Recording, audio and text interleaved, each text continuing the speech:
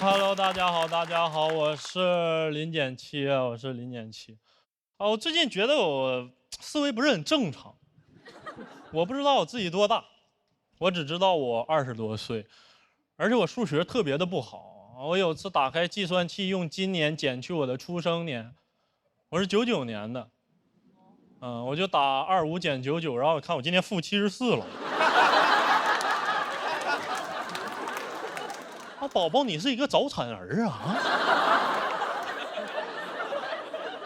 作为一个早产儿，我还是觉得我很聪明，我很聪明。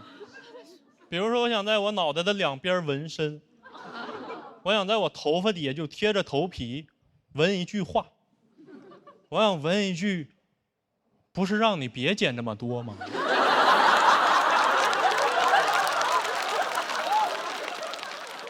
总在想一些没有用的。我最近一直在想小彩旗，你们还记得吗？15岁的小彩旗在春晚上转了4个小时。我当时看电视的时候，我就不能接受，因为我是一个东北孩子，就在我的世界观里，它就不存在一个台子上它能一人转，你们懂？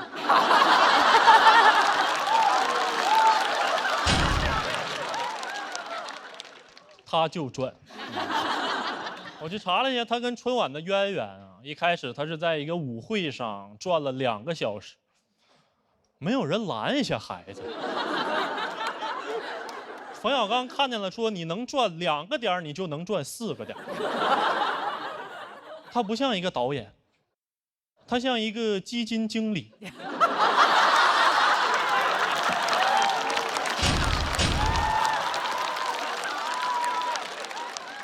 我最不能理解的就是小彩旗转完之后，它没有一个结束的镜头，就5、4、3、2、1，过年了，画面切回来，它就消失了。为什么不给它设计一个谢幕呢？我好奇呀，我在乎它。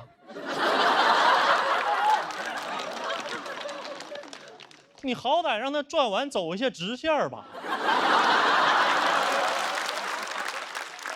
不理解，不理解。我还不太理解奥运会当中的马术项目。我觉得奥运会啊，你不应该比的是人更高、更快、更强吗？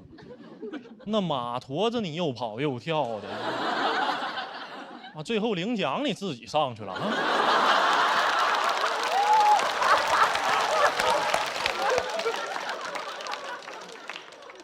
我当时还看见一个新闻啊，说一个澳大利亚的马术选手，他的药检呈阳性。我说哥们儿，咱那个兴奋剂是不是扎错了？你那么嗨要干啥呀？人家比赛人都骑着马过去，你要背着马上去是吧？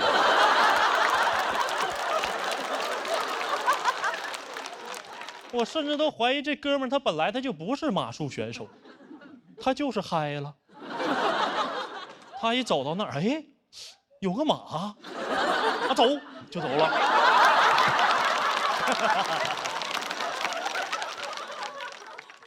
好多人说我的思考非常幼稚，可能是因为幼稚的原因，就我在感情里面也没办法给对方很多的安全感。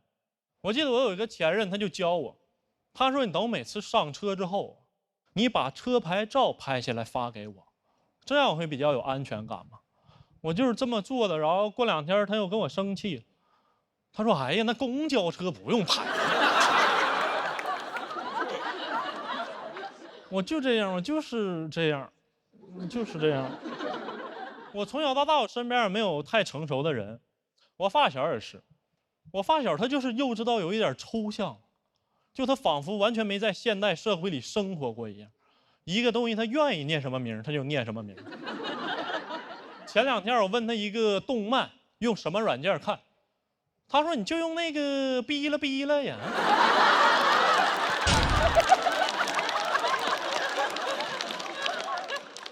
我认识他15年了，也不知道他下句话要说什么，他脑子里究竟在想什么。他每天就幻想自己是2次元当中的主角，今天是炎龙侠，明天是迪迦。我说那你最喜欢的二次元角色是谁呀？他说是欢欢。我说欢欢挺冷门啊，哪部作品里面？他说欢欢你不知道啊，福娃。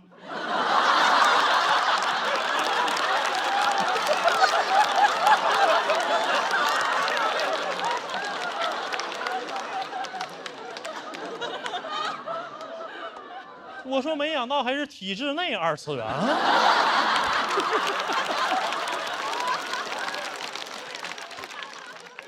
就有时候我都跟不上他跳脱的思维啊。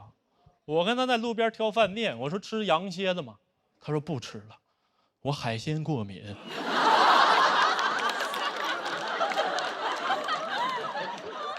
就首先他以为羊蝎子是蝎子，其次他以为蝎子生活在海洋。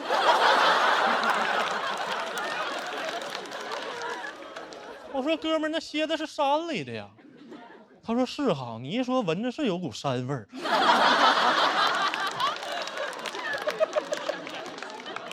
他有一套自己非常抽象的逻辑。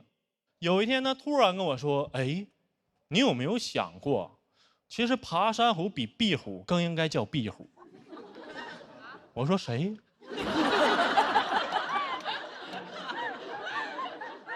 他说：“你看爬山虎，它永远生长在墙壁上，所以应该叫壁虎。壁虎是总是在墙壁上往上爬，像爬山一样，所以它应该叫爬山虎。”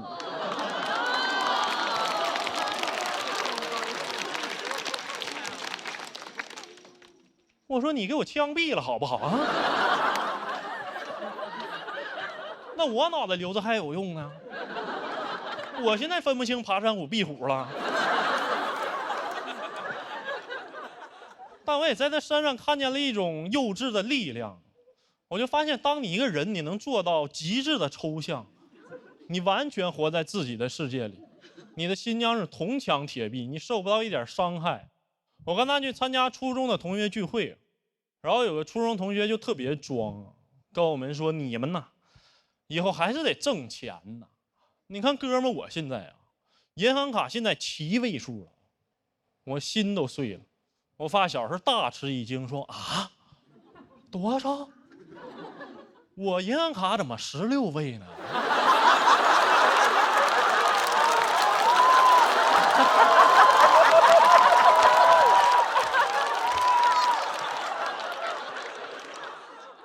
你是不是因为注册的早啊？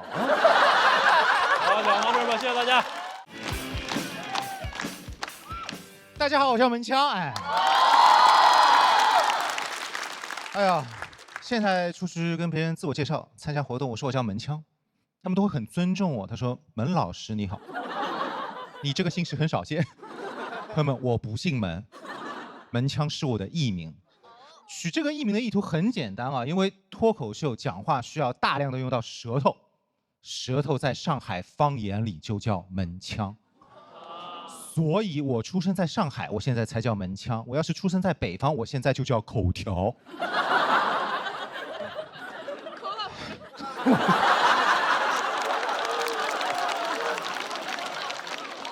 哎，有人问我为什么不直接用自己的名字做自我介绍什么的，因为我不想让别人知道我的本名。我很难为情，很害羞。不是李家俊，不是。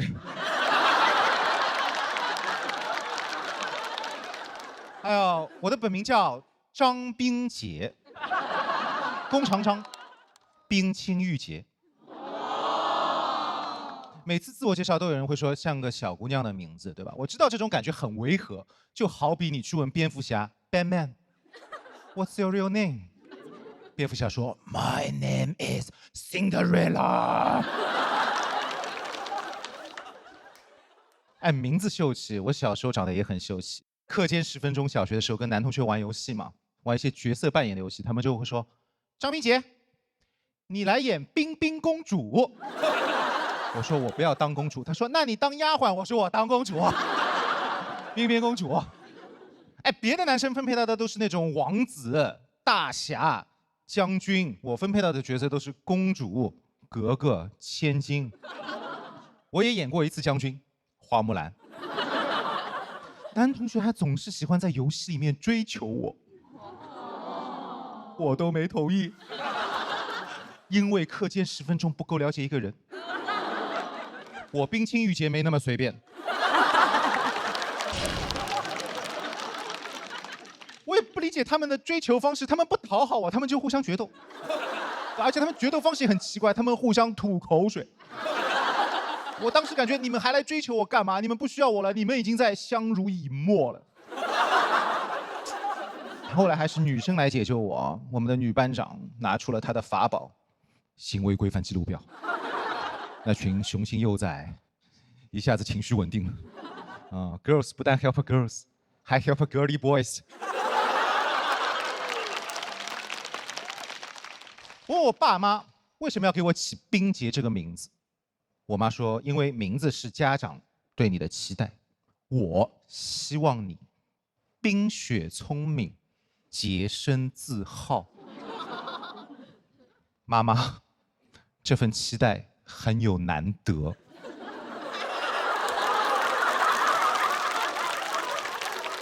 我转头问我爸，我说爸，你儿的名字这么小众，你没有意见吗？我爸说，你妈负责起名，我负责姓，这都有分工，还 teamwork。我爸说，而且名字小众有什么？弓长张这个姓氏很大众。我心想什么意思？名字也能风险对冲？我说姓张也不好，姓张太普通了。他说姓张不要太好，你不懂，张是天姓，玉皇大帝就姓张。张是唯一一个别人问你贵姓，你不用回答免贵的姓氏。当我傻子吗？啊！别人问您贵姓，我说老子贵姓张。玉皇大帝就姓张，不懂了吧？很有权力的，这就叫姓张力。我真的不喜欢我这个名字，我说我要改名字，然后我妈说你别觉得冰洁这个名字小，这份期待很大的，因为男人很难同时做到既冰雪聪明又洁身自好。我当时的第一反应不是鼓掌，我看着我爸，你到底做了什么？然后我爸，放心了，他只是不聪明啊。我长大了才懂我妈的意思。我上班当了 HR 之后，我发现很多男同事，尤其是男高管，都不太冰洁。10个男领导，7个傻，8个呆，9个不洁身自爱。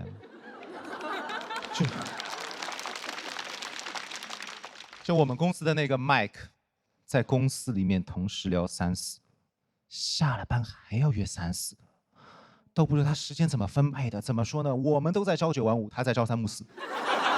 他都这样了，还跟新来的女实习生说，我这个人就是被动，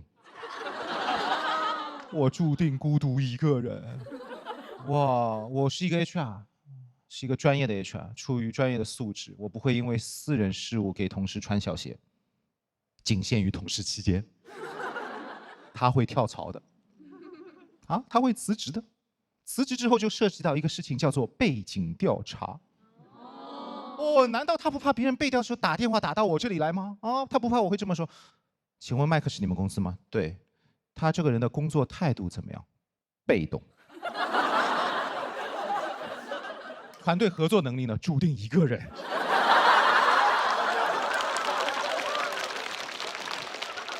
那这个人有没有什么优势啊？我说，硬要说优势，时间管理。别说男同事啊，就连最应该注重自身形象的男明星，也不太冰洁啊。每隔一段时间，总有一个男人好像由于没有洁身自好上热搜。所以我建议，为了让这些人引以为戒，以后只要不洁身自爱的男人，都应该改名叫冰洁。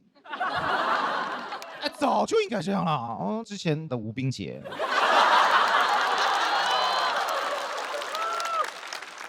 金冰洁，还有那个什么肖冰洁。当然，我也衷心的希望男明星们不要再塌房了，因为张是个大姓，我很怕会引起一些不必要的误会，那我就只能改姓了，叫门冰洁。张这个天性不重要，天性纯良比较重要。其实不单是男的，冰雪聪明和洁身自好是对人类我觉得思想和道德最美好的期待了。但是大家一听就觉得冰洁这个名字应该是女生的名字，是不是对女的要求太高？哎，这么好的期待，怎么能都让女生占了呢？不把我们的男人放眼里，啊，男人也能顶半边天。我觉得应该要分工 ，team work 一下，女生先负责冰雪聪明，男生来负责洁身自好。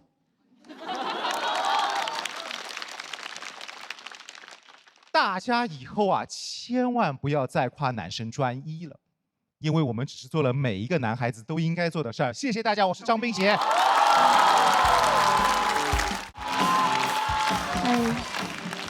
大家好，我是石岩。我们家有一个小孩儿，现在孩子长得太快了，现在比我高，我都有点不太适应。真的，我从来都没想过，就是对于比我高的人，我还有抚养的义务。反正现在他管我叫妈，我想管他叫爸。我老公既是孩子他爸，也是我爷，也是他自己的孙子。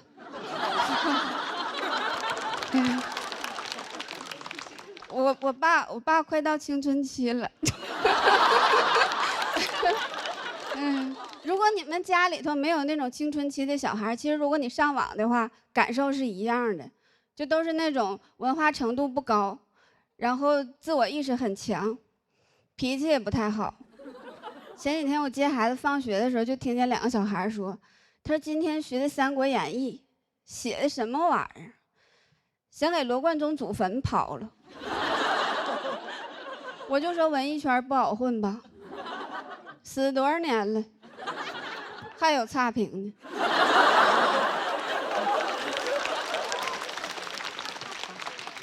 他朋友就说，他说啊，那不是文艺作品吗？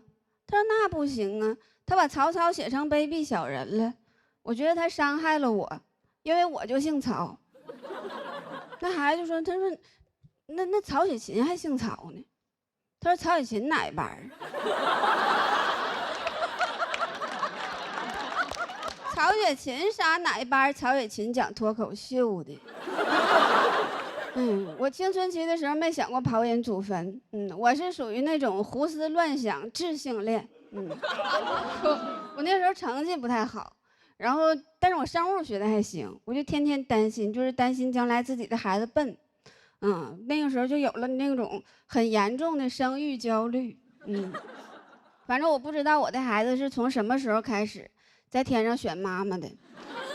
我上初中就开始给他选爸爸了。我那个时候我不看帅哥我也不学习，我天天在教室里头研究学校成绩那个大榜。怎么说呢？反正这么多年过去了，现在还是喜欢榜一大哥。但是第一次做父母嘛，确实是踩过很多坑。之前给孩子买过那种学习机，拿到手之后就感觉自己降智了，感觉自己说话像个傻子似的。我说孩子，你看妈妈新给你买个学习机，玩不了游戏，多有意思。你学习吧，他说是学习机，其实就是那种没有游戏的平板。就放在那块儿就是落灰，就天天就是落灰。我说这是学习机吗？这不灰机吗？哎 ，Windows 不联网都能有个扫雷，他没有。好不容易找着一个游戏背单词儿的，说一个单词儿，那个小怪兽就没了。你再说个词组，大怪兽没了。但是你想干掉那个大 boss。你得说一句流利的英语，你就感觉说的不是英语，是咒语。这游戏玩通关之后，孩子就跟老佛爷似的，满脑子就一个想法：我要洋人死。这家长现在就是很脆弱，我就感觉很容易就被一些东西击碎。前两天我在那个书店，在畅销书里看见一本书。叫手把手教你上大专。我有点崩溃了，当时我说什么玩意儿？上大专还用看书啊？哎，上台语。上大专有没有可能他就不爱看书？我说这个世界好像变了，就跟我那个时候不一样。我上学的时候看的啥呀？我上学的时候看的可是哈佛女孩刘亦婷啊。后来我上的大专吗？现在当家长了，直接给你摆一本上大专，让你认清现实。真的，我就问他们店员，我说，你说现在看点啥课外书还能上哈佛呢？他说，要不你看点课内的呢？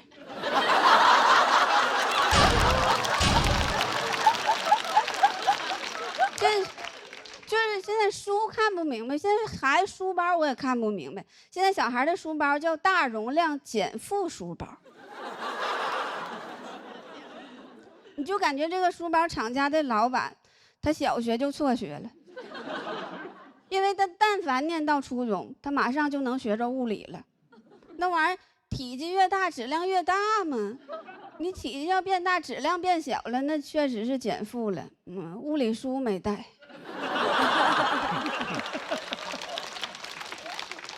我就问他们客服，我说你这个大容量减负又是什么原理呀？他说我们吧是在这个书包里头加了一块板子，减少书包呢跟孩子这个颈椎的碰撞，让孩子感觉到减负了。我说那没毛病，你这书包容量不大，你都放不下这块板子。啥叫大容量能感觉到减负了呀？话还能这么说呢？那以后话都能随便说了。我感觉这抽烟还能润肺呢。我感觉喝酒可以保肝随便说呗。我感觉赌博可以发财。别随便说了，我感觉录这个节目可以交到真心的朋友。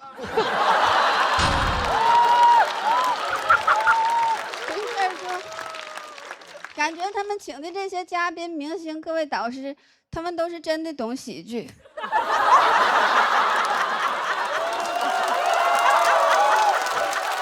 随便说，我说的是上一季淘汰的嘉宾。哎呀，感觉现在自己有点喝多了呢。随便说了，感觉相声还是有未来的。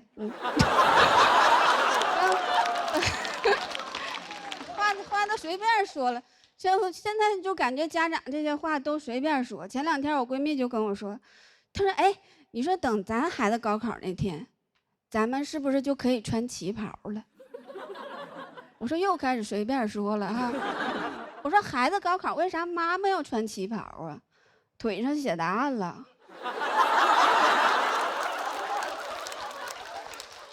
这个又是什么原理呢？怎么孩子打野辅助在这换上皮肤了？他说那个旗袍嘛，旗袍旗开得胜啊，寓意好。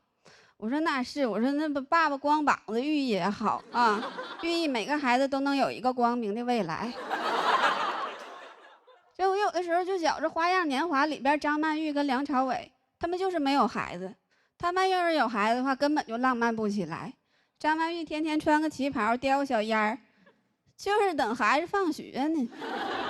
梁朝伟说，如果还有最后一张船票的话，张曼玉说别闹了。孩子今天高考。我今天所有的话都是瞎说的，对不起。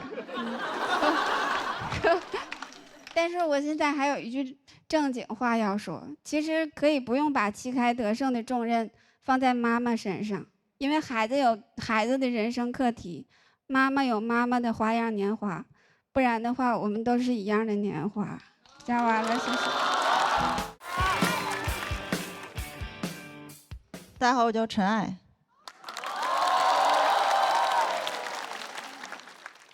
我去年过得不太好，一直在搬家，而且很倒霉。我搬到哪儿修路，搬到哪儿修路，我都怀疑上海这城市发展不会是我带动的吧？怎么追着我发展呢？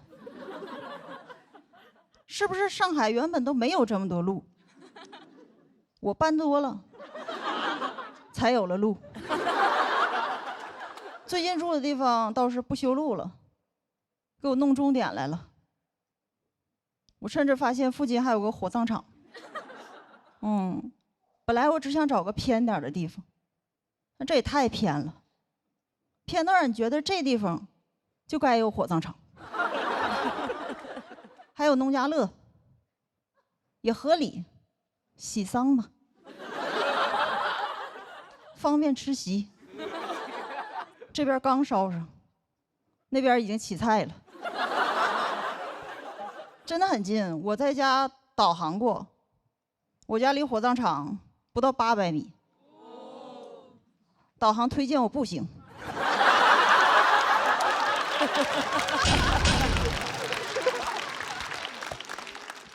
现在出发，预计10分钟到达目的地。这个距离让我特别有安全感，感觉人生都有了退路，就很方便。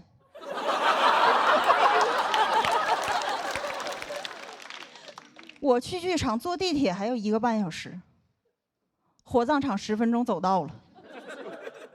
你知道这对我的意义吗？脱口秀讲得好还行，要是讲得不好，我就去那边逛逛。这儿火不了，还能去那儿火一把。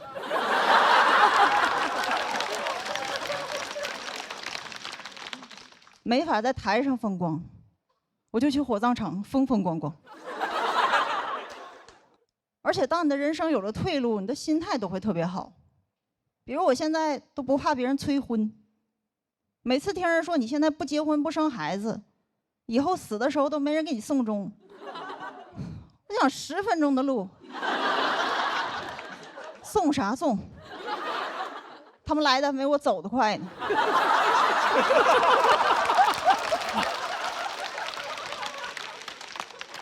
而且送终这事儿我有经验，我送过我姥，还是2回。因为前几年我姥姥90多的时候说不行了，当时我们所有人请假，坐最快的一班飞机，专门跑过去给我姥姥送终，送了2个多月，没送到位，就先回去了。走的时候，我姥姥还挺精神，还说要送我。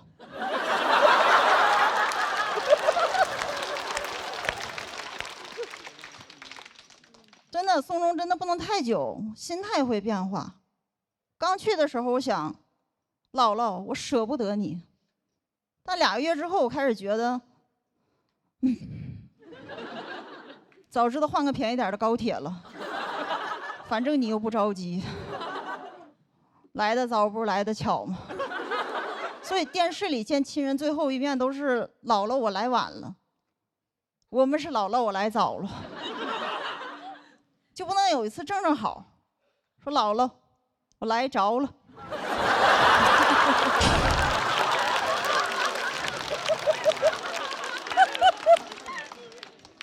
而且我姥姥后来也没走嘛，她就过了1年多之后才走的。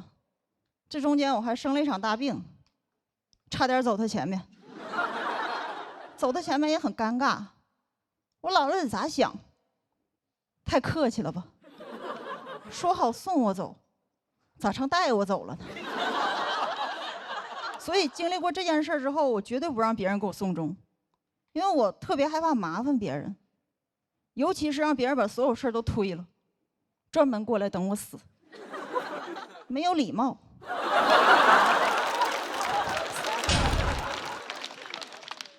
而且是等我死，就你们被人等过没有？本来也不着急。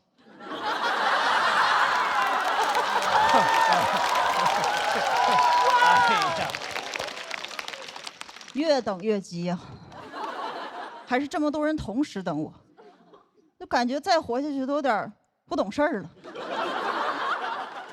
所以到时候他们来，我也会把人都赶走。我说都回去吧，别等了，我按照自己节奏慢慢来。真的，我觉得送终这件事儿就是有人在你面前等你死，一旦弄清它的本质，甚至可以改变一些规则。比如送终一定得是亲人吗？仇人也行啊。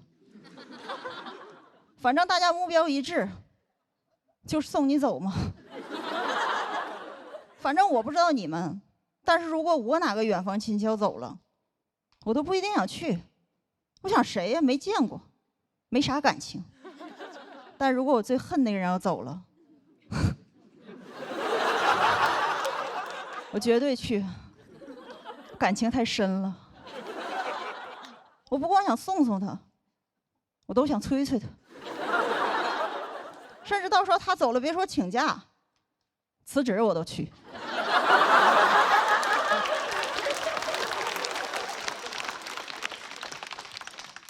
反正公司少我一个也死不了，但那边少我一个，我怕他活。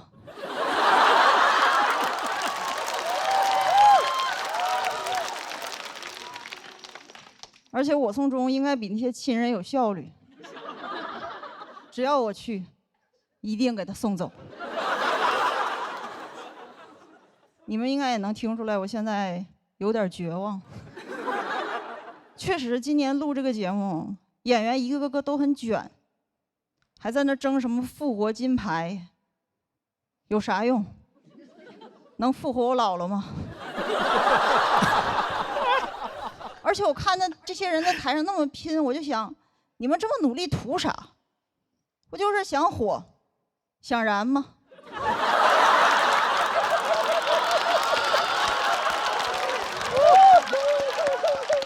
我家那边也能办到。一会儿讲完，有梦想、有野心的人都跟我回去。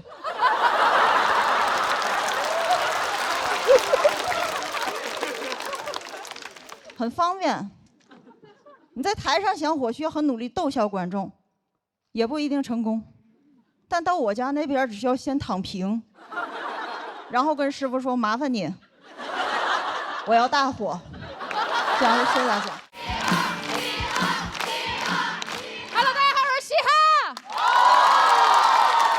谢谢谢谢，今年终于上节目了，因为一直有工作，是个空姐。你们今天的反应真的很棒。之前有些观众听到这，你根本就不像，我又不直接这样上。我们空姐要选上之后，要经过非常程序化并且非常系统的培训之后才能上岗。我觉得能理解，但是唯一不能理解的是，其中有一项培训很奇葩，就是把我们所有人带进一架空飞机，给我们一个真实的餐车、水车，让我们对着空座位想象那里有旅客，给他们服务。无法想象是吧？给你们演示一遍，空的。你好，欢迎陈杰，里面请不要打我。就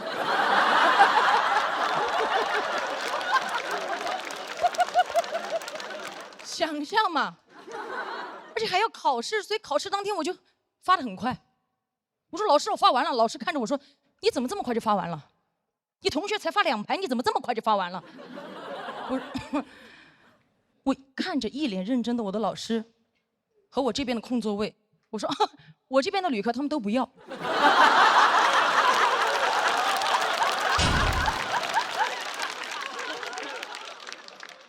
我老师非常生气，看着我说，我飞了这么多年，第一次看到飞机上138个旅客什么都不要。我说小声点，他们都睡了。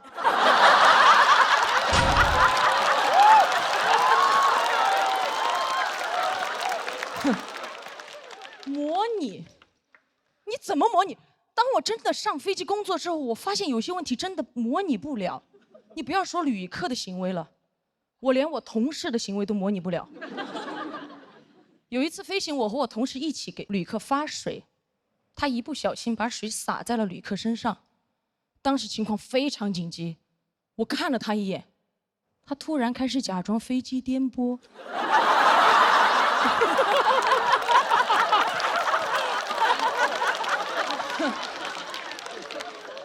他开始好颠，颠回了工作间。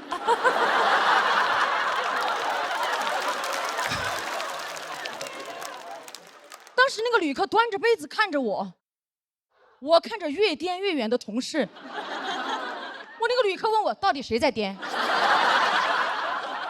啊，这个水有没有人过来擦一下？我说，我当时心里想的跟我手上做的事情一模一样。我说，哈哈哈哈，我擦。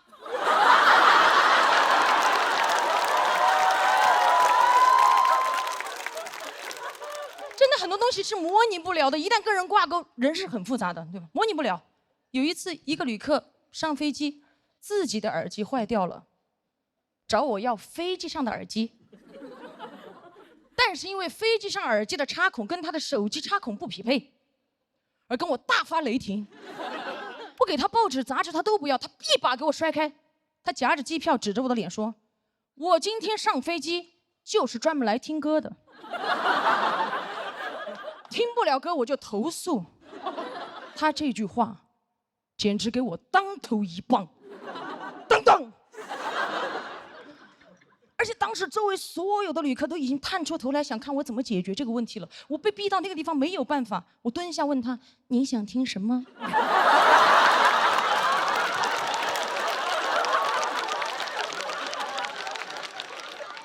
我给您唱。他说：“铿锵玫瑰。”我说：“我不会。”他投诉：“一切美好只是昨日沉醉。”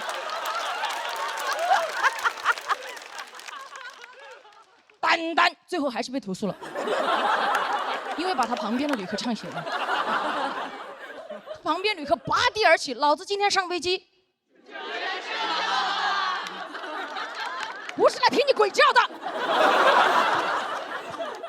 而且我飞得越久啊，处理的事情越来越复杂。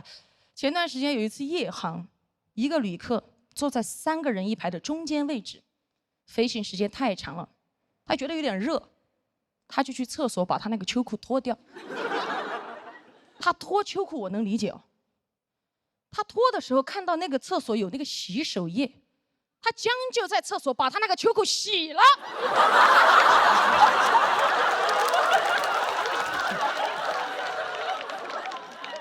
他该不会觉得飞机颠簸可以把他那个裤子甩干吧？洗完他拧得半干啊，他偷偷出来。悄悄地走到自己那一排，夜航嘛，所有旅客都睡了。他打开他头顶上方的行李架，把秋裤晾在行李架的边缘，然后把行李架盖了过去，最后把裤腿轻轻地搭在过道旅客的肩膀上，像献了一个哈达。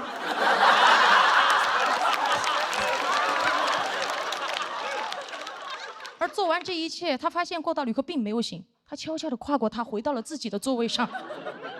他以为这一切没有人看见，可是靠窗的旅客看到了。我这样说，大家是不是有点科幻，有点想象不出来这个场景？我们看向气氛组的老师，就类似于郭麒麟把他的秋裤洗了之后，晾在了杨天真的头上。杨天真醒的时候被滴醒了，发现一身都是水，把空姐叫过来说是谁的秋裤。当时空姐目瞪口呆，杨天真怒发冲冠。郭麒麟默不作声，这条秋裤无人认领。但是当时马东站起来揭发了郭麒麟，郭麒麟反手一巴掌：“你是奇葩吗？什么都说。”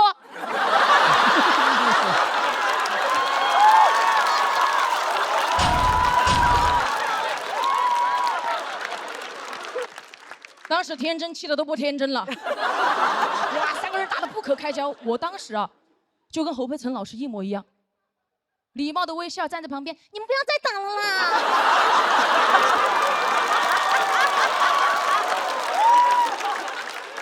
怎么办？好害怕！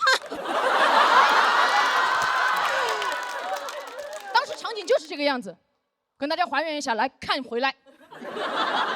但马东老师被打了之后素质非常高，都没有还手，直接捂住自己刚割的眼袋说报警。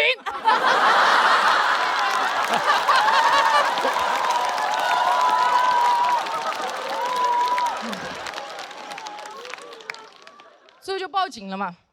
报完警我就准备去把那个秋裤收下来，但杨天真老师制止了我，他说我要保护案发现场。我尊重，所以这条秋裤就这样飘荡着在客舱落地了。落地后，警察上来也没有想到，我的飞机上3个人因为一条秋裤打了起来。他把我叫过去，你作为一个乘务长，这么简单的问题解决不了吗？哪个要你就给哪个呀！我说有没有可能是哪个的不要呢？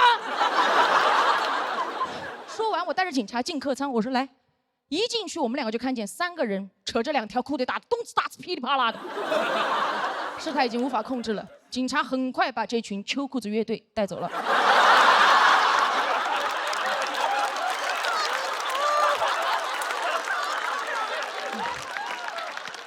下飞机之后，我还是写了很多材料报备这个事情，最后还是被投诉了。我后来想了一下，反思了一下，可能当时确实是我处理的不够好，我就应该直接用那条秋裤把我吊死。最后我发现，其实工作这么多年来遇到的事情，从来都没有按照所谓的模拟过来发生。我做再多的准备，突发事件依旧会不断的刷新我的人生难度。但是我总结出一个经验：只要我勇敢面对，付出真心，我就一定能获得真心的投诉。所以希望大家多谅解他人，少2条秋裤。谢谢大家，嘻哈。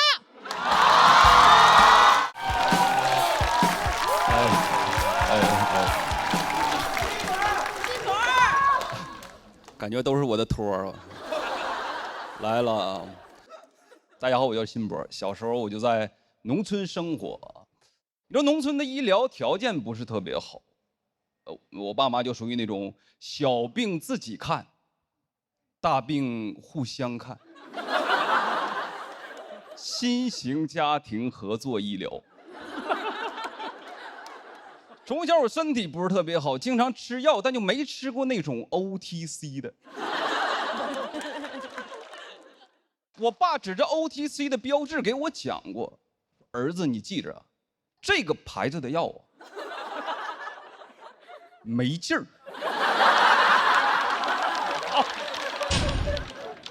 就是我能得什么病，主要取决于他们听说过什么病。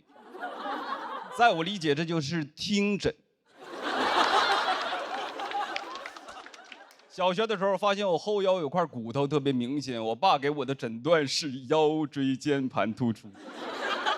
科普一下，这个病的发病期是19岁到50岁之间，那年我7岁。每天都给我按，朝我的突出部猛攻。有朋友问你爸就这么胡来，你妈也不管。我爸负责按，我妈负责按着我。我甚至在想，小的时候走丢了，警察问我爸：“哎，你儿子有什么特别明显的体貌特征吗？”要不说你们当不了我爸。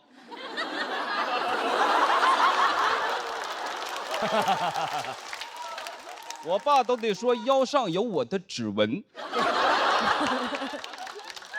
能解锁我儿子。后来11、12岁，我就开始长喉结。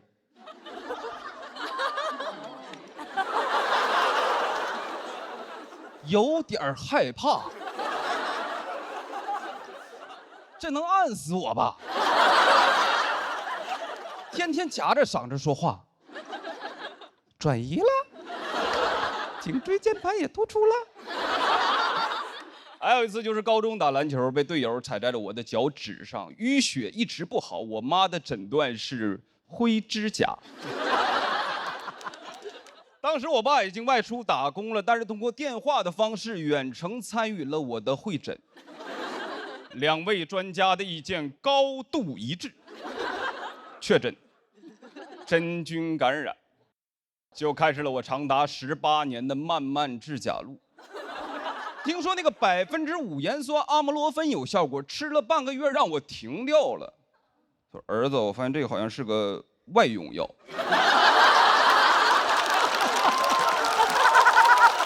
怪不得口腔都不溃疡了呢。我们东北有个菜叫小鸡儿炖蘑菇，我们家经常做。鸡肉可以不吃，那个鸡爪子得留给我。那个指甲我最好吞掉。说是吃啥补啥，以形补形，但不让我吃蘑菇，说那都是真菌。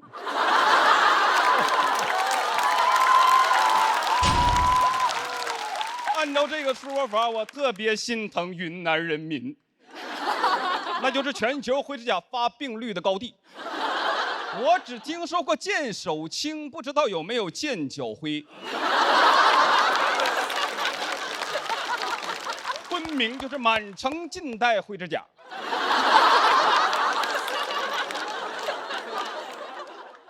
么多年，我心里一直有疑问，就我虽然得了灰指甲，但我始终都没有传染俩。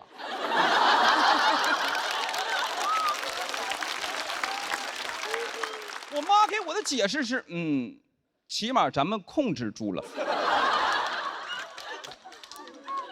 直到去年去捏脚，技师大哥看了一眼我的脚趾，说：“老弟啊，你这是湿疹，你回去买一管莫匹罗星。”我买了一管姜信姜仪，因为上面写着 OTC。不是，这能有劲儿吗？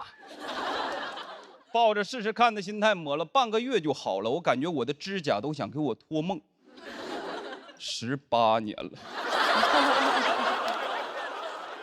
当然，我爸妈也不是意见经常一致。北方冬天经常流感肆虐，本来一家人整整齐齐吃着晚饭，我好死不死打了个喷嚏。你知道，在我们家，如果我突然打了个喷嚏，那一定没有人想我，但一定有人想治我。我爸说是甲流，我妈说乙流。两个人争执不下，最终决定为了我2种药我各吃一半。这2个药的核心，一个叫阿比多尔，一个叫奥司他韦，都有一定的副作用。阿比多尔胃胀气，奥司他韦拉肚子。我奉劝各位啊，不要在胃胀气的时候拉肚子。我就像一台装了氮气的跑车。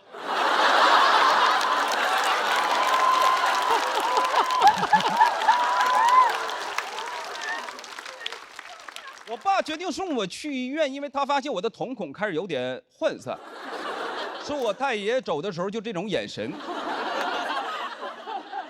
医生建议打青霉素，我爸说：“我儿子必须用最好的药，头孢，打上就退烧，不打就高烧，反反复复1个多月，我才肺炎。”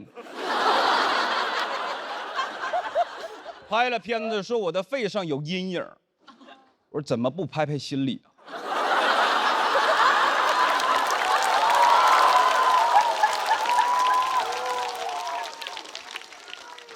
就那么个条件，大多时候就能靠经验、靠直觉。我受过教育，我现在自己生病就是上网学。我们不看病就是我们家的遗传病，我们家也算是2代行医。不过这几年，我爸妈通过短视频这些中老年科研平台，学到了很多新的医学理论，发现对我有诸多误诊。经常喝点酒就会跟我道歉，说儿子会不会埋怨爸爸？我说怎么可能呢，对吧？你们含辛茹苦把我养大。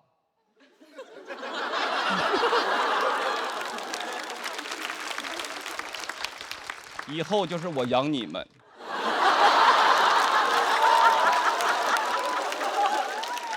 爸，你可要保重好身体呀！咱家的好日子都在后边呢。妈，你也是，我帮你按。原生家庭，在我的理解就是原谅生我的家庭。这可能只是个时间问题，但是在我内心里还是希望我爸妈有朝一日能跟我道歉，跟我说孩子对不起，毕竟爸妈也是第一次当医生。谢谢大家，我是辛博。